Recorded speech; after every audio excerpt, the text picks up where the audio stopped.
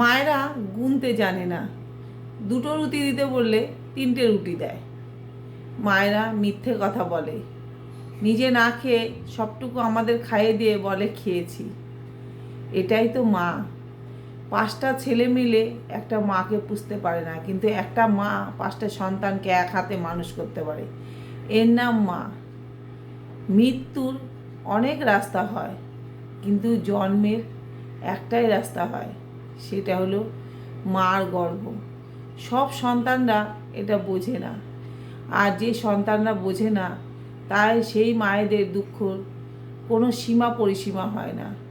আমি সেই সব সন্তানদের বলবো, মা বাবা বেঁচে থাকতে তাদের কদর করো। আজ আমার বাবা নেই, আমার মনে হয় আমার পৃথিবীর অর্ধেক অংশই অন্ধকার হয়ে গেছে।